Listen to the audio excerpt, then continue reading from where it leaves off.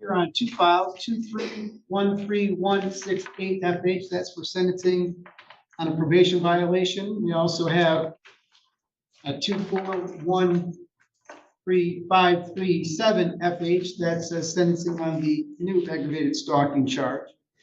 Prosecution and defense, was the pre-sentence investigation report timely made available to you? It was, Your Honor. Yes, Your Honor. All right. And Mr. Wahlberg, it's my understanding that Ms. Kroll would like to address the court. Yes, Your Honor. The victim would like to address the court before the court goes to sentence. Okay. Ms. Kroll, you can come forward.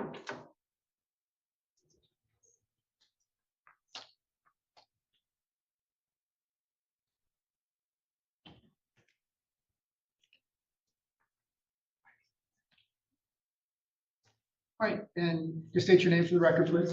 Tammy Kroll. Okay, now's your opportunity to address the court. Thank you, Your Honor. Thank you for allowing me to speak, not only for myself, but for the women before me who didn't have a voice, and for the women after me.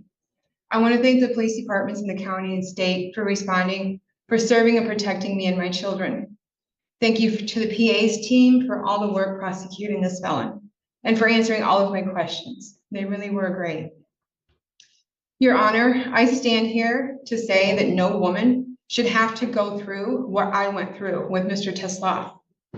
The relationship was toxic and volatile with emotional abuse, mental abuse, manipulation, and control. Mr. Tesla will not take no for an answer. And because of that, he brought high levels of fear into my life and my children's lives. Before I met Mr. Tesla, I never had to lock my door. I never looked over my shoulder. I never held my breath when strange cars pulled into my driveway. I never owned a gun to protect myself and my children. After I found Mr. Tesla in my basement one night while going down to do laundry, and the fact that he returned the next night while my children and I slept, that all changed. He came right into my bedroom, right past my sleeping children, and went through my things while I was asleep. Not only did I get a no contact PPO, block him and his number from all my media accounts and devices, but I also bought a gun. I've been trained to shoot since I was a teenager, and I trained all of my children. I also had to put deadbolts on barricades on my doors. I still cringe when vehicles pull into my driveway just to turn around. Because Mr. Tesla used fake identities and profiles, plus the new Text Now app, I had to privatize all my social medias. I block any and all strangers that try to contact me because it could be him. I even stopped dating altogether for a period of time because I didn't trust any man. Mr. Tesla is a narcissist and a psychopath. You might ask, what is a psychopath? That's a person characterized by a personality disorder marked by a lack of empathy, remorse, guilt for their actions, often associated with violent tendencies, typically manipulative, deceitful, and very controlling. Mr. Tesla takes no accountability for his actions. He blames his victims. Your Honor, it's really sad to see a man with such a promising future, a man very talented in many things, end up this way. But he did, and it's all due to the choices he made at his own free will. No one twisted his arm and told him to enter my house illegally, to violate the PPO given to him, to pick up the phone and call me multiple times, plus leave the creepiest voicemail I have ever heard. A voicemail designed to instate fear.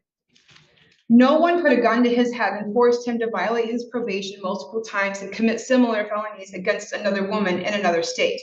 No, Your Honor, these were all choices that Mr. Tesla made on his own accord. These choices and the fact that they thought they were good, they were okay, they were the right thing to do, tells everyone that Mr. Tesla cannot be trusted to do what is right. Mr. Tesla put me and my children, women before me and women after me, through hell, all because he knows better than everyone and he doesn't have to abide by society's laws or even common sense. And that is not normal. Your Honor, immediately following being served the no contact PPO, Mr. Tesla violated it not once, not twice, but multiple times. Immediately following being released from jail the first time, he violated his probation not once, not twice, but multiple times, committing felonies while violating. Your Honor, Mr. Tislaw lives as though he is above the law, and the laws and guidelines do not apply to him. He blames everyone but himself for being where he is today. Mr. Tislaw was told at his previous sentencing that if he violated his probation, he would spend the 5 years behind bars. He not only violated it, but he violated it numerous times and without a thought of the consequences, believing he would get away with it. Your Honor, it's by the grace of God that I stand here, fighting not only for myself, but for the women before me, one who actually moved to an unknown destination without telling people just to get away from him, but also for the women in front of me. I know, based on Mr. Teslaw's past, that he will continue to act and behave this way. No woman deserves to go through the hell that I have been through. No woman should fear a man because he can't take no for an answer.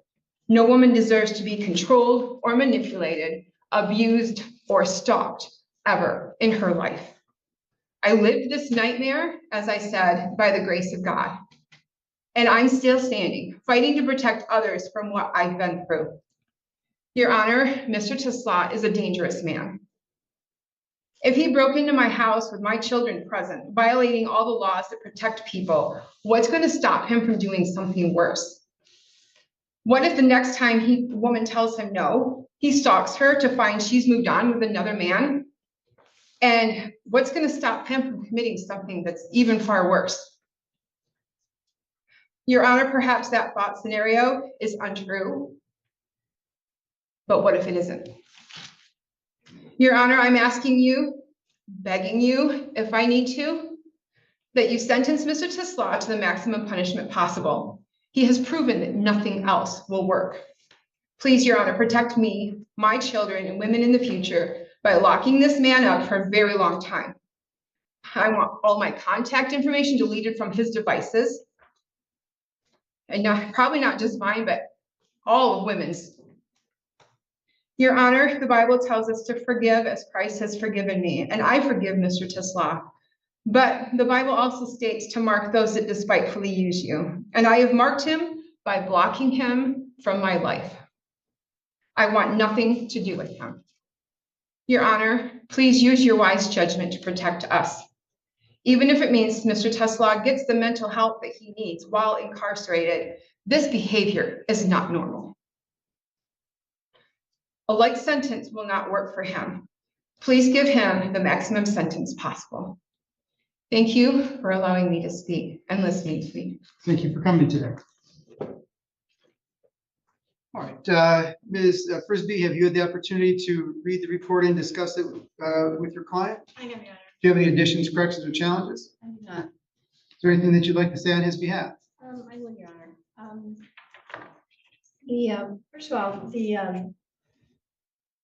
when we were negotiating plea in this matter, the guidelines we came up with were 0 to 11. I spoke with Mr. Zero, and I think he scored that initially before this went to his supervisor, the sentencing people, and they came up with 5 to 23, and they're recommending a prison term. But I don't think that Mr. Tislaw is really prison material. I know I and speaking with him, and I've spoken a lot with him. The communications have been beyond anything that I've ever experienced in my 30 years as an attorney.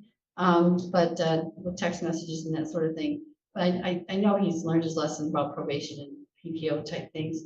In his defense, when he went on the previous domestic, when he went from here to Kent County, I don't think he even signed his the piece of paper they say where you understand your terms of probation, you can have it searched without any warrants, that kind of stuff. I don't think he ever signed that, and he his probation terms, I think, by put in his property, but he never actually got them. So and they must have been lost somewhere in the transfer when he went down to Kent County, and he didn't have his terms of probation. So in his defense, I understand that ignorance of the law is not a defense, but I just like the court to be aware of that. When he thought the PPO had expired, when it actually rolled over, and that's when he contacted her. And the contact issue is that, I mean, the things that she talked about the previous case, in this instance, there was no physical contact, no direct threats issued. He was just trying to contact her to say, hello, kind of thing. He never actually spoke to her, never had any physical contact whatsoever. So those are things I'd like the court to take into consideration. Also, in this case, Mr. Tesla, without consulting with me first, sent a memo to the prosecutor, to the court. I got a copy of it too, where he confessed to what happened. In the first paragraph of the memo that he had dictated to a friend to send out with a full confession, because he wanted the truth to be told. And he's been, truthful with me about this entire time that we've been in communication. So it kind of, rendered me no viable defense at that point, but so we pled, and nonetheless, he's been truthful with me and the prosecutor and the court and cooperative throughout this instance.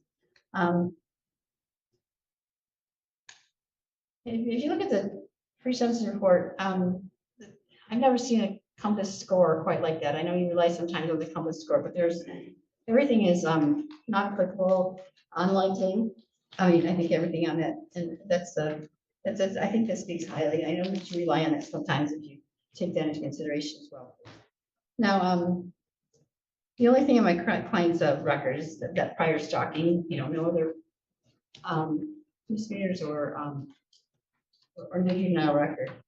So he also had not had any contact with Ms. Cole for almost 3 years to the day today. So while he's been incarcerated, he's received 9 Bible certifications, and he's actually teaching the Bible study now.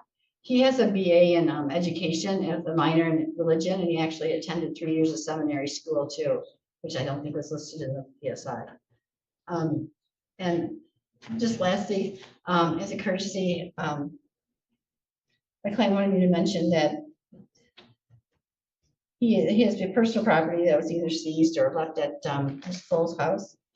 And he would like the court to order that the property be returned to him. But if not, if the court believes that he must pursue civil remedies for that, there needs some kind of provision in the probation that will allow him to file a suit without having some kind of contact in that regard, or do it by Zoom or whatever, just something that will allow him to pursue civil remedies if he thinks he needs to do so.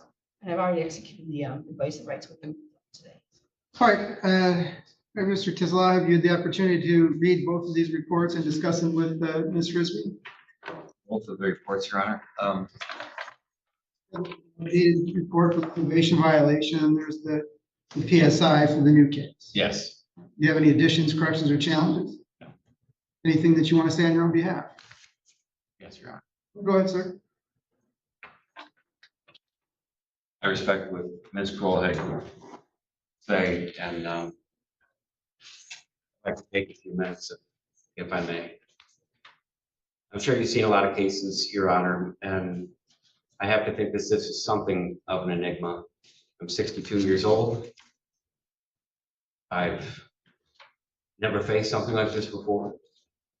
I've never owned a firearm, never had an issue with alcohol or drugs, and never harmed anyone, ever, male, female, ever, to a person. And now suddenly we have 2 issues in 2 different states, and I know what that looks like, both in Indiana and in Michigan. There are some discrepancies that I'd like to address about the first one here in Michigan. Because yes, I do want the truth to come out. When the police first called me, that's exactly what I did, is I told them everything, which is why they, yeah. So, she'll give me just a minute. The police body camera does not line up with what was actually written in the report. the body camera footage actually shows Miss Kroll saying, Rodney would never hurt me. He is not that kind of person. I know that that's not what's being said now, and I want to own up to my part of all of this too in the process of dealing with this. I just want that to be clear because that's really important to me. On that police body camera video, and the footage actually shows that we were in a relationship.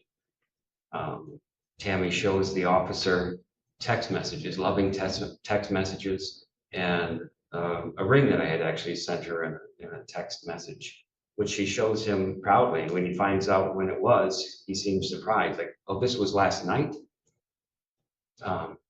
So it was odd that it was in the written police report that there was no relationship, that it had ended 2 weeks earlier. In those messages, there's also 3 different opportunities where where there's discussed things that we were going to take part in the future. So there's not only a relationship, there was an ongoing relationship. I'd like to address just a few other things. The idea of the belongings, I'm not really taking, I would not risk going to court. The small claims to get my things back. My only point is, I find it odd that if she feels this strongly against me, that these things were not returned, or even that they were kept when I kept asking for them. Especially things like my mother's clothing. I was very fond of this person and trusted Miss Kroll. I shared with her after my mom passed about 30 different items of clothing for her to have. The main thing I wanted back for my family was the piano lamp. Yeah, my main question is, why keep those things? Especially my mom's things. Then there was, yes, a PPO taken out against me after this. It was taken out 9 days after the event, which again, I found was odd. And in the preliminary examination, I'm only talking about things that she's addressed. I'm not trying to belabor the point, just things that she's addressed that don't line up to me. And that is, why is it that all of a sudden after 9 days did she want to take out a PPO against me? And she was upset and said that she had seen me dating somebody else that weekend. And the next day took out a PPO against me. The following day, I was arrested. And suddenly, all the boxes were checked on that PPO. Every box of anything possible that I could be doing that would be violent. That's when it seemed to suddenly change. A few months later, when there was a PPO against me, I sent her a package. I was wrong. It was stupid. I don't have any excuses. I sent her coffee cups and some dishes, and if that struck fear into her like I heard this morning, I apologize. I know that she called the police afterward. There was a report about that, and they told her to throw it away, don't open it. She did open it. It just didn't strike me as even then that she was this afraid of me as a person. 2.5 years go by. Okay, and now we have 2 different instances in Indiana and here in Michigan. I hope you had time to see that there was a police report that I took out just before this incident happened in Indiana. First, I have to say that Tracy Parada, who lives in Indiana, I adore her. I would do anything for her. When she was fired from her job, I loaned her over just about $2,000 to help with bills and things. She's in 5 accidents, car accidents, well, in the 2 years that I knew her, and I helped her with that. So there were some things going on there, and I tried to separate myself from the relationship, and things got out of control. She kept showing up at my house unannounced, crawled into bed with me at night several times. Should have called the police at this point. I didn't.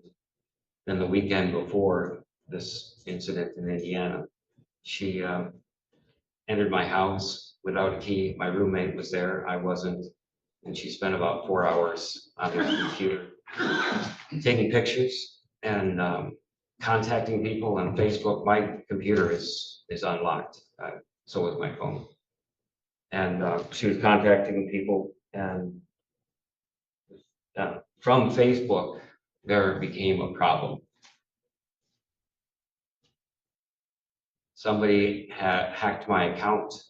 It somehow had been compromised, and over the next few days, almost $7,000 was taken out of my account. I absolutely knew that it was not Tracy, but I knew that it had been compromised because she was on it. And so at that point, I finally called the police and made a report and reported all of these things, and but didn't want to do anything to hurt Tracy. She was not a part of the money, so, and it was proven to be fraud because the money was given back to me. And where did that bring me to? Oh, just I had to get the computer wiped clean, which was a pain, and I had to buy a brand new phone. And she wanted to talk, and I didn't want her to come back here. Your Honor, I made another incredibly poor choice. And on Friday night, I went down to go see her and talk to her. I was wrong.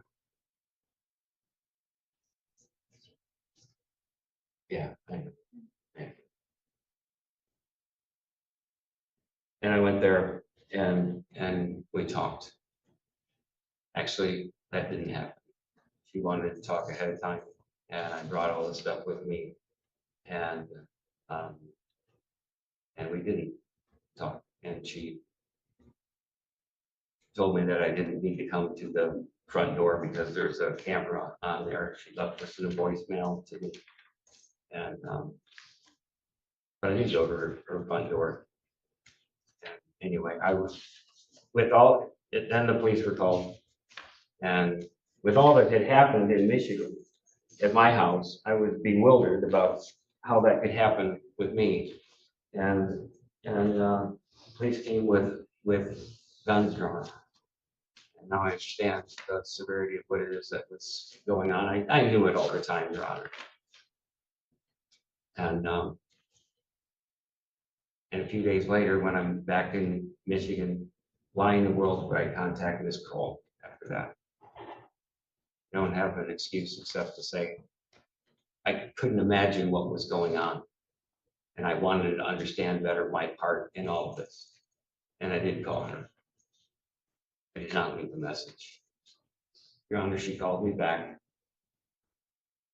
Doesn't excuse anything. I sent her a text that said, it's been 2 years. It's okay. It's been 2 years.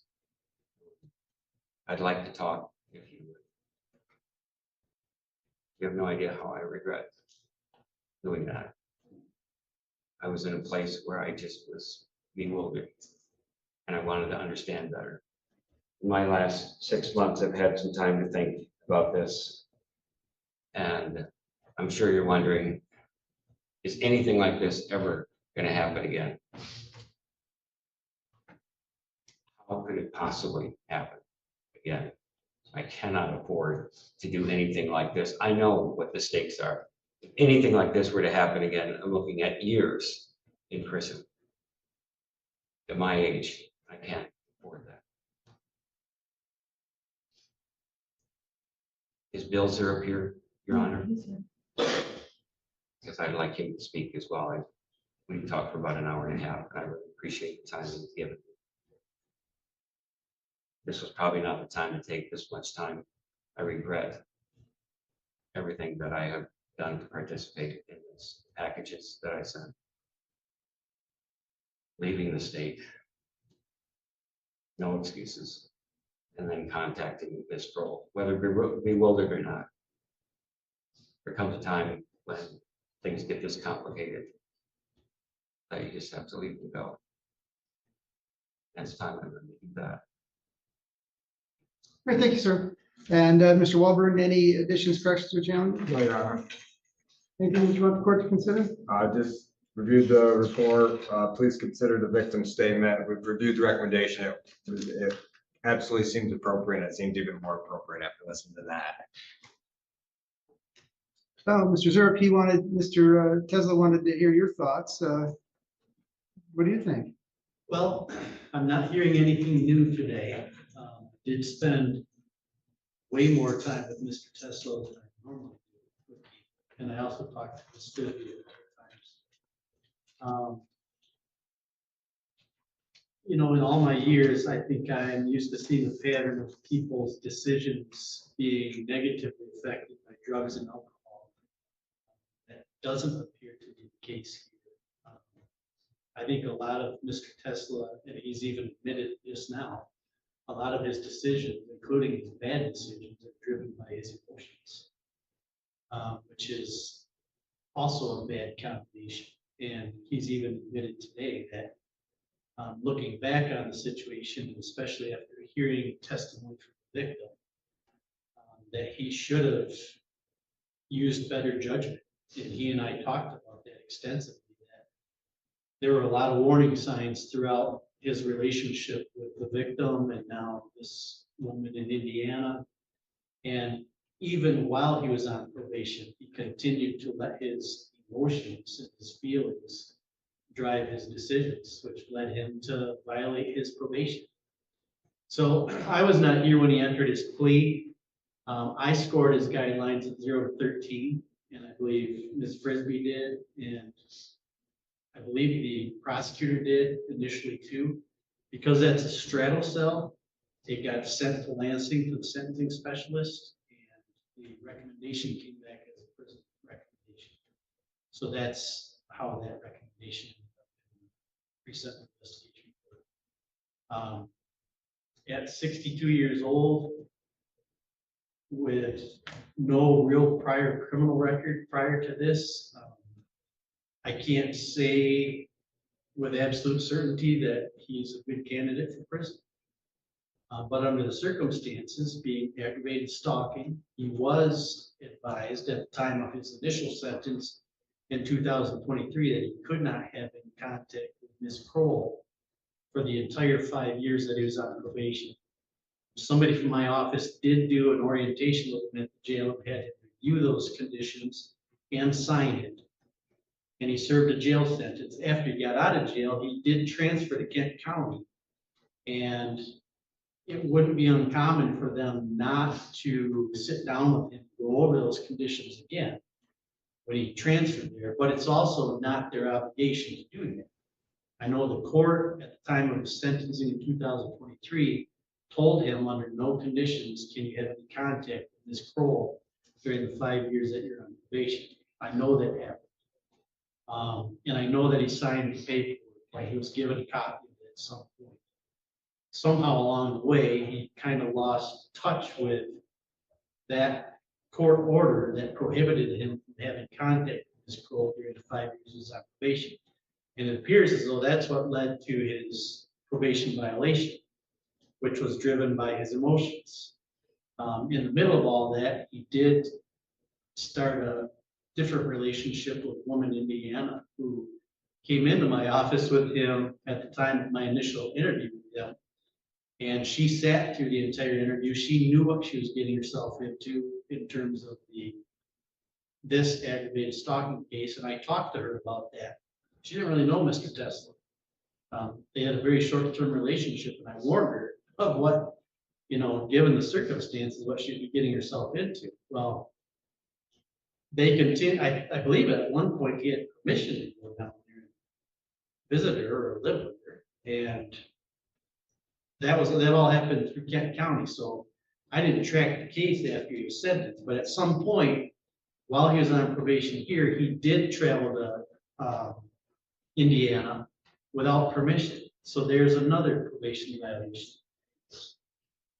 Fast forward to this case, this plea agreement, I believe, I wasn't here, but my notes indicate that the plea agreement was that he had to plead guilty to the probation violation, which outlined that he had contact with Ms. Kroll, and that he left the state without permission.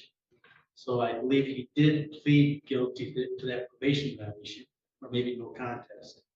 And then he also pled guilty or no contest to these new charges, which, when you look at the totality of the circumstances, I can understand how these sentencing specialists came up with sentencing guidelines of 5 to 23 months, which is still a straddle zone. So I defer to the court for sentencing in terms of whether this is appropriate for a prison sentence at this point or a jail sentence. All right, thank you, sir.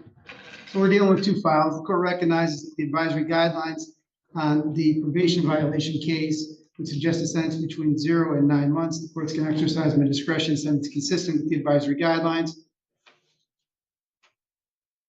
And would be the sentence of the court that this defendant served 9 months in the Laredo County Jail. I'll give him credit for the 211 days that he served so far. The court's going to discharge him unsuccessfully from probation on that file.